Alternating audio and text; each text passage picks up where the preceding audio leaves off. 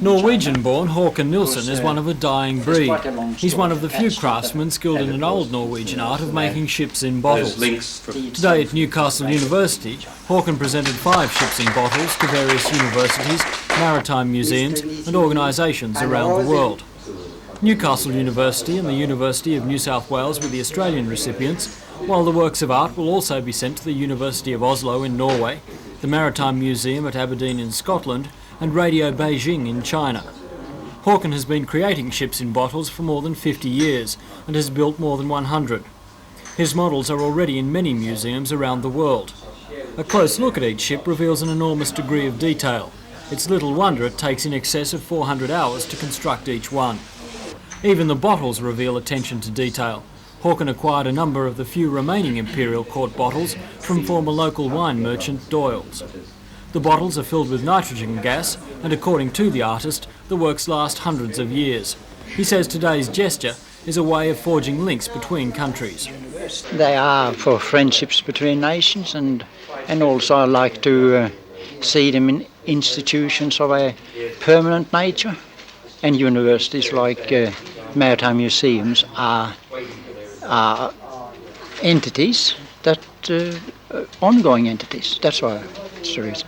So in a way, would you see it as preserving the art around the world? Oh well, yes, of course they be looked after.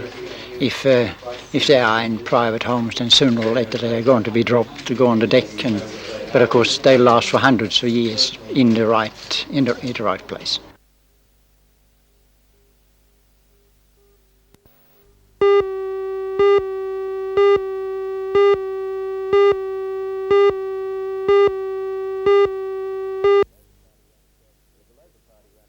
Look, the Labor Party around Australia is turning itself into knots on this issue. We have Mr Beazley, the responsible federal minister, saying in Adelaide 2 days ago that South Australia was the place, that was the place that was in front, was likely to get it, should get it and so on.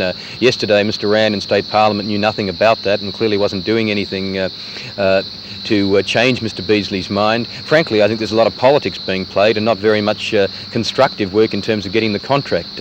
My guess is just as Mr Greiner claims politics will play a major part in the final decision on the submarine replacement contract, it seems he too may be playing the same game. To clarify Mr Beazley's comments, they were made in Parliament this week and not in Adelaide. And while there was an inference, he didn't really say Adelaide's chances were better than any of the other contenders, but that South Australia's present Premier, John Bannon, having been involved in his state submission from the outset, would have a much better chance of winning the contract than the opposition leader in that state, John Olsen, were he to become Premier. You see, there's a South Australian state election on Saturday week, and Mr Beazley was politicking. To quote from Hansard, he said the following of the submarine replacement project and South Australia's chances under its Labor Premier, John Bannon. He unquestionably at this stage has the most coherent picture about the possibilities of South Australian industry and is putting together some truly excellent packages and educating the various project definition study people. There still remains a message here for Newcastle. The $2.6 billion contract is being keenly sought by all of Australia's major industrial seaports, and it's more than likely that the contract will be shared amongst them. Who wins the lion's share will be dependent not only on their relative industrial competence, but also on how successfully they sell their case.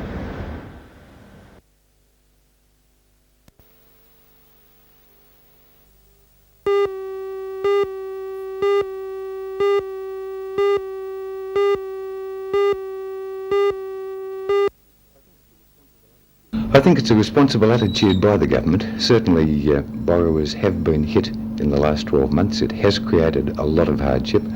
As for the immediate future of interest rates, Mr Wotherspoon says he can't see any great change until the end of the financial year. I would hope that maybe July, August, September, maybe we'll start to see a reduction then, but in truth, nobody can be certain about this. Mr Hawke's comments in Adelaide today were matched locally with the unveiling of a new investment rate by the Newcastle Permanent Building Society. It's offering, but only for 7 to 8 months, a new rate of 16% for investments of more than $20,000, with interest paid in January and July and on maturity. According to Mr Wotherspoon, it should draw a lot of response when officially released tomorrow, as it's the highest rate offered by the Society since 1982.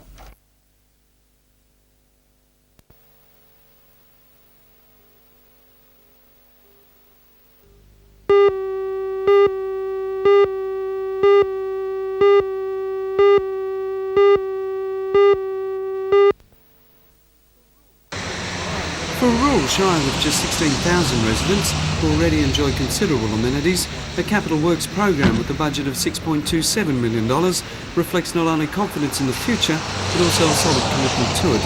The budget is yet to be approved by a full meeting of council. The Shire President, John Jobling, is confident it will get full support. He says the Shire's finances are in good shape, unlike neighbouring ones which are facing huge deficits. Drainage programs, bridges and community and sporting facilities figure highly in the program, as does more funding for the new Shire Administration Centre on the town's eastern edge. Following BLF bans and poor weather, it should now be completed in May and will not only be an unusual piece of architecture, but a great asset to the town. Also to receive funding will be the council's Bells View housing development, which is meeting strong demand. 3/4 of the Stage 1 estate of 130 blocks are now built on, and many of the remaining 270 have been sold. With other similar council land developments finding more than just a few problems, Councillor Jobling is more than happy with Muswellbrook. Obviously it's contributing, it's increasing our rate base, but it's bringing people to live here, which is bringing developments, jobs, more opportunity, and enabling us to keep people here rather than having to go away. And that's important. Included in the Works Program budget is an allocation of $1 million for highway improvements, $850,000 for work on urban roads, and an allocation of $900,000 for rural roads expenditure within the Muswellbrook Shire. The council has also allocated quite a deal of money for the restoration of this building, historic Weedman Cottage. Built in the 1840s, the cottage has been classified by the National Trust and is considered worthy of preservation by the Heritage Council of New South Wales. Now vacant and acquired by council to enable the building of the Muswellbrook Library Complex, it's hoped to have it back to its former glory in time for the bicentennial celebrations.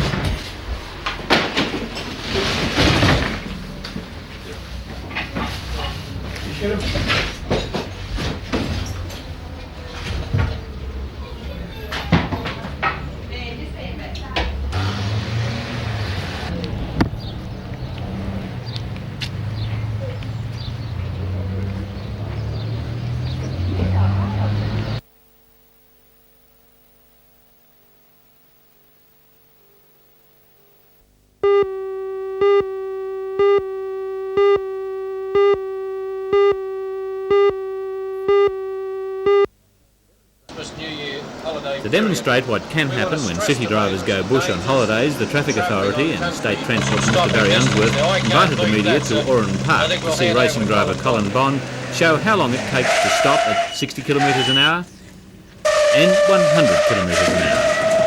As we've shown in the NBN Driver Live series, it can take almost 3 times as long to stop from 100 as it does from 60. And Col Bond also demonstrated another of the forgotten dangers of holiday motoring. How a heavily laden car simply won't stop or handle like the same car with 1 or 2 people on board. Here's the same corner at 60 kilometres an hour, first without and then back to the route with holiday luggage. Itself is typical of accidents which have pushed the state road toll to 19 more than last year. Even though the Newcastle area road toll is actually down by about 15% on last year, today's message is just as important for drivers here as elsewhere. With Christmas coming, and obviously people, after driving their normal car around every day with 1 person or maybe 2 people in it, then they go on holidays and they put the family, the whole shebang in, boot, full of gear and roof racks on. It affects the handling of the motor car and the braking of the car. Now, there's no problem with it as long as they're aware of it when they're driving and know that they just can't go around the corners at the same speed they were going around before. And obviously if they've got to stop in a hurry, they just need that little bit extra room. So if they're aware of it when they go out driving, then there's no problem. So that really gets back to making sure the old brain is in gear before the car is. Well, that's for sure.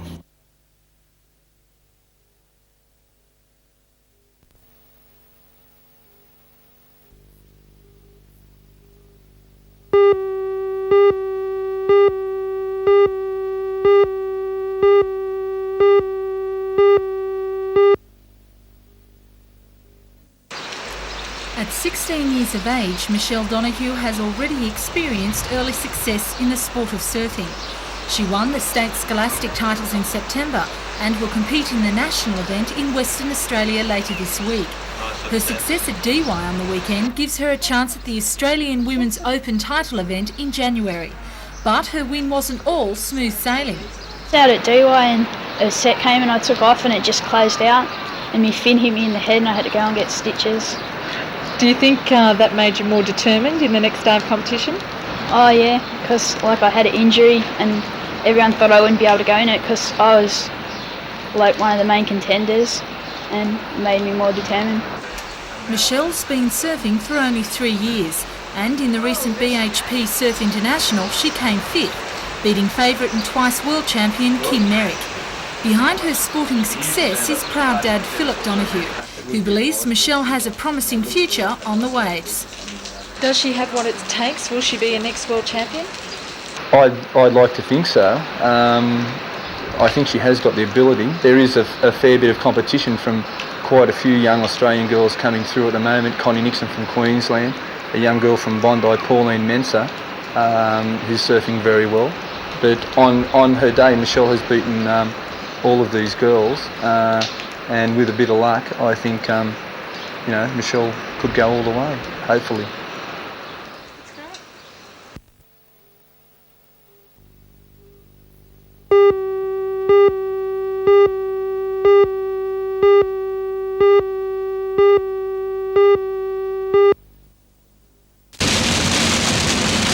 The storm took only 15 minutes to pass over Maitland, but in that time, winds travelling up to 100 kilometres an hour took their toll on houses in the city and surrounding areas. The roof of this house in Cessnock Road was ripped from the building and deposited about 20 metres away on the opposite side of the street.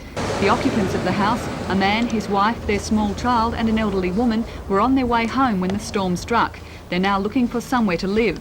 The contents of the house were also badly damaged by wind and heavy rain which fell early this morning. Power was still being restored to other houses in Cessnock Road today, a task that was hampered by the condition of many power poles dislodged by the force of the wind. Some of the worst damage was reported in central Maitland. The Polish Community Hall in Grant Street was completely demolished. Eyewitnesses say the hall was hit by a mini tornado. The roof was stripped from the building, steel girders connecting it to the brick walls buckled and snapped, scattering large sections of brickwork. Inside the building, the stage area and a piano were exposed to overnight rain. The hall was built with funds raised by the Polish community. Its members were distraught by the extent of the damage. You know, when I came here in the car park, and I seen the damage, men don't cry, but it's a very hard experience to live through. Despite the extensive damage to the hall, the Polish community remains grateful that no one was injured. 2 men left the building only minutes before the storm struck. They took shelter in a house across the road. Damage to property included caravans, shop windows and this white Subaru, which was wrecked when the roof of a rust-proofing service in Brisbane Street collapsed. Clean-up operations continued throughout the city today, although many repairs will not be tackled until the weather settles.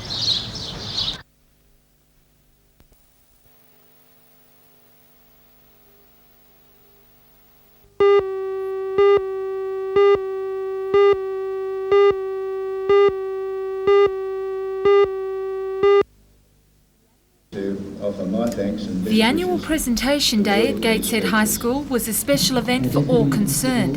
This year marks the retirement of the school principal Don Watchhorn, Deputy Principal Alan Bull and Industrial Arts Master Ken Watt. Between them they have tallied service of nearly 100 years in the Education Department. Also highlighted was the success of the school's 2 chemistry teams, who were placed first and third in the National Chemistry Titration Competition. There were originally 4 teams entered by the school and all reached success in both the regional and state titles. Team member Andrew Mason explained just exactly what a titration competition involves. It involves adding chemicals, acid to base, and in order to come up with a neutral solution, and the competition was designed so that the winning team had the exact amount of chemicals in each solution. Meanwhile, for residents at the Blair Newcastle nursing home at Taraba, their Christmas celebrations arrived early.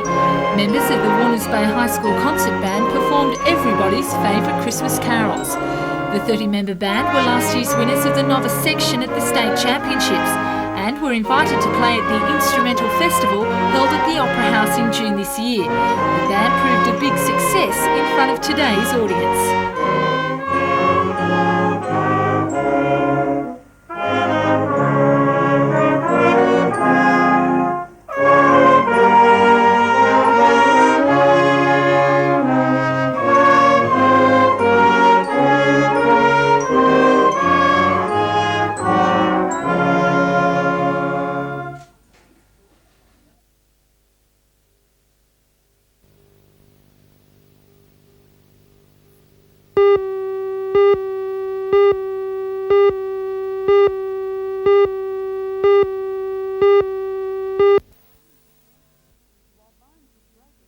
While vines in the Broke area, including some at the Lindemans and Saxonvale estates, were damaged by storms during the past fortnight, it's the wet conditions generally that are posing a serious threat.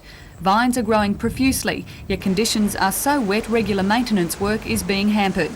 With weeks now of continual rain and hardly a day's gone past when we haven't had some rain or a storm of some sort, we just can't physically get onto the vineyards to cultivate, to spray and to do the general maintenance work around vines that is needed.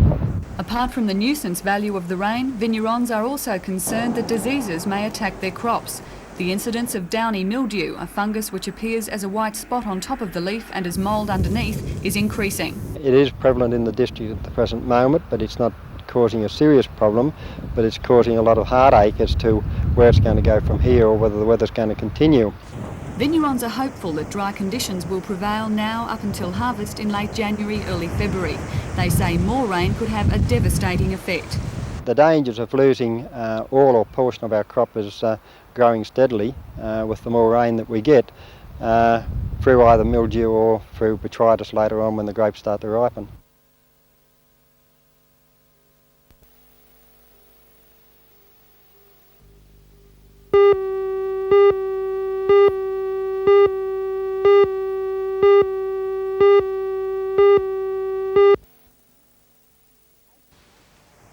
$18 months ago, the owners of Peppers paid $25,000 to upgrade the access road to the guest house.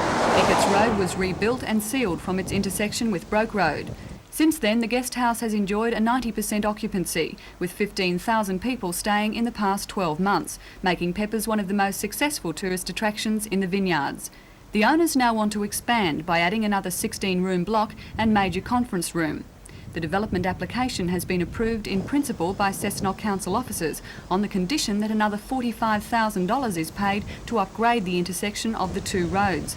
Part owner Mike O'Connor says the proposed conditions are unreasonable. We think that $45,000 is excessive for the size of our future development and would make the development uneconomic. You're paying about $1,500 a year in rates. Do you think you're getting your money's worth? No, we don't. We provide our own water, our own sewage, we collect our own garbage, and we wonder what we do get for our money. If council won't budge from its position, what happens to your development plans? Well, we won't go ahead with the extension. We are planning another development on the Central Coast, and that'll take priority over an extension here.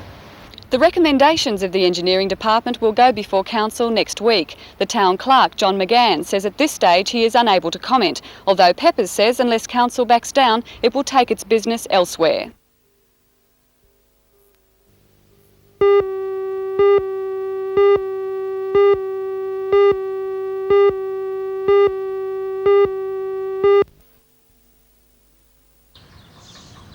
In that time, the Junction Demonstration School has been an integral part of the teacher education program at the CAE and at its forerunner, the Newcastle Teachers College, opening its doors and classrooms to thousands of trainee teachers. In appreciation of the value of the 37-year association between them, the college's head of teacher education, Dr. Alan Taylor, today presented this magnificent watercolour to the principal of the Junction Demonstration School, John Schaefer. A tidal scene of Merriweather Beach, it was painted by Lee Hewitt, a graduate art student and winner of this year's Plant and Wildlife Scholarship.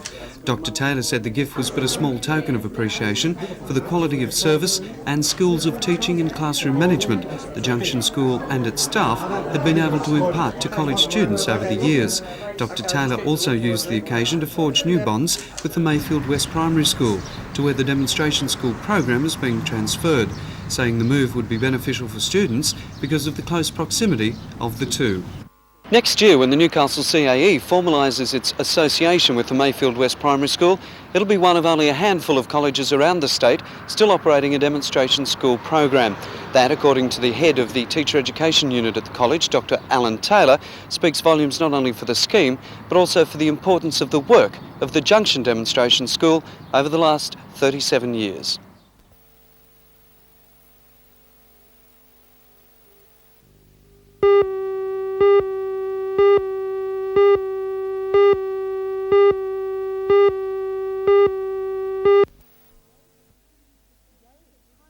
Today, the Prime Minister Bob Hawke was in Newcastle, speaking to the youth of the Hunter region. As part of the Priority 1 Young Australia campaign, Mr Hawke listened to the opinions on Radio 2NX. Prime Minister Hawke says there are solutions to the problems faced by thousands of young people throughout the country. Join Ray Deneen and Anna Manzoni for all the news tonight at 6.